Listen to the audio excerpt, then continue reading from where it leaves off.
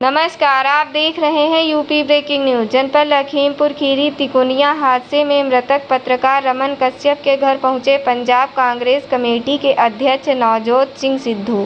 पत्रकार रमन कश्यप के परिजनों से मिलने के बाद दोषियों की गिरफ्तारी न होने तक मौन रहकर अपनी मांगों को लेकर धरने पर बैठे। निघासन कस्बे के पत्रकार रमन कश्यप की तिकोनिया हादसे में 3 तारीख को हुई थी मौत। इस दुख की घड़ी में ढांढस बताया और पत्रकारों से बात करते हुए अजय मिश्रा टहनी मंत्री व गृह राज्य मंत्री का इस्तीफा व दोषियों की गिरफ्तारी होने तक मृतक पत्रकार रमन कश्यप के घर मौन धरने पर बैठे। उन्होंने कहा, किसानों को कुचलने की सोची समझी रणनीति के तहत किसानों के ऊपर गाड़ी चढ़ाई गई है, जिसका वीडियो वायरल है। उसके बावजूद दोषी के पिता मंत्री पद पर बने हुए हैं। ऐसे में पीड़ित परिवार प्रदेश सरकार से कार्यवाही की उम्मीद नहीं कर सकते। इसलिए मैं अब अपने मुंह से कोई शब्द नहीं बोलूंगा और जब तक दोषियों के खिलाफ कार्यवाही नहीं की जाती मैं धरने पर बैठा रहूंगा। लखीमपुर खीरी से ब्यूरो रिपोर्ट। ताज़ा खबरों के लिए सब्सक्राइब करें UP breaking news. Rahul ji से प्रेरित होके मैं यहाँ आया हूँ और जो देखा है, जो सुना है, वो दिल दहलाने वाला है। एक जघन्य अपराध की गाथा है।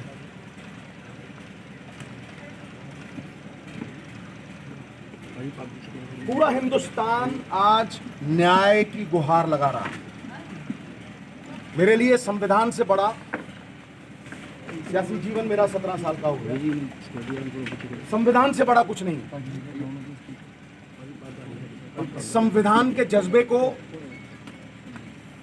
जमहूरियत को, इंसाफ को कत्ल करने का एक प्रयास।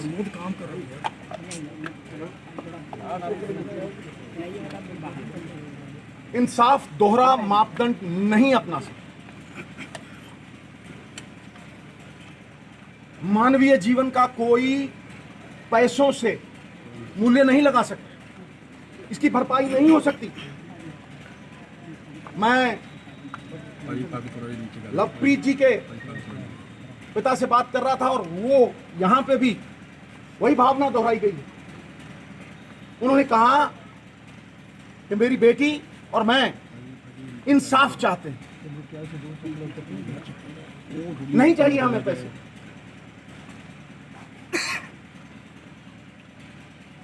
एविडेंस है, वीडियो है, एफआईआर में नाम है। विटनेस कह रहा है कि मैंने देखा, मैंने बाजू पकड़ी। एफआईआर में उसका पूरा सुरलेख है। तो फिर गिरफ्तारी इसलिए नहीं हो रही कि मंत्री जी के बेटे मुंसिफ कातिल हो गए। अगर रखवाला ही जुर्म करने लगे तो किसके दरवाजे पे दस्तक करेगा गरीब आदमी?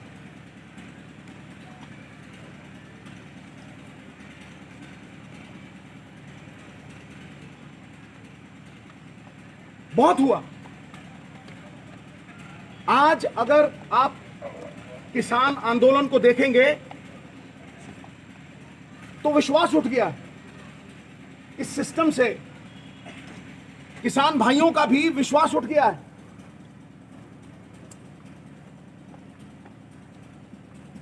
मैंने तब भी मांग की थी कि क्योंकि एफआईआर में नाम है, आई विटनेस है, प्रूफ है, एविडेंस है, मंत्री जी के बेटे को इन्वेस्टिगेशन ज्वाइन करनी चाहिए, नहीं तो अरेस्ट होनी चाहिए। पुलिस अगर चाहे तो बाल की खाल भी निकाल सकती है, इतनी एफिशिएंट। लेकिन क्यों नजरअंदाज हो रहा है सब कुछ, ये समझ में नहीं।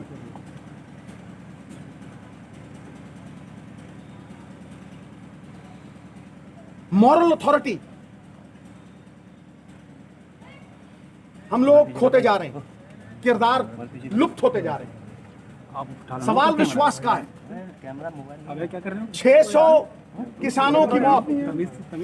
मैं जब यहाँ आ रहा था तो सड़क पे एक बछड़ा आ गया, बछड़ा 2 बार ब्रेक लगी, हाय तौबा हुई और वो बच गया। इंसानियत मर चुकी है। पीठ के ऊपर सोच समझ के तेज गाड़ी भगा के रौंदते हुए चले जाना कहां की इंसानियत है? यह हैवानियत है। कोई हैवान कर सकता है। इसलिए यह संविधान का बहुत बड़ा मसला है, ह्यूमन राइट्स का बहुत बड़ा मसला है। किसानों की ये जो पवित्र संघर्ष है उसमें किसी लीडर की भी आहुति होनी चाहिए, तभी ये विश्वास वापस आएगा। The image of the ugly politician has to be erased. Justice delayed is justice denied. इसलिए मैं अपने वचन का पक्का हूं, क्योंकि मोल ही उसी चीज का है। जबान का भरोसा होना चाहिए। जब तक इंसाफ दोहरा मापदंड नहीं अपना सकता कि अमीर के लिए और है, मंत्री के लिए और है, और गरीब के लिए और है, और किसान के लिए और है, उस पवित्र सत्याग्रह जो किसानों ने किया है उसके लिए लड़ना होगा। और उस सत्याग्रह में शमूलियत करनी होगी। मैं एक स्वतंत्रता सेनानी का बेटा हूं, इसलिए मैं विनम्रता से यह कहता हूं कि जब तक मिश्रा जी का जो बेटा है आशीष, उसके ऊपर कार्रवाई नहीं होती, वो इन्वेस्टिगेशन ज्वाइन नहीं करता, मैं यहां अनशन पे बैठूं, मैं भूख हड़ताल पे यहां बैठूं। कोई परवाह नहीं, कोई परवाह नहीं।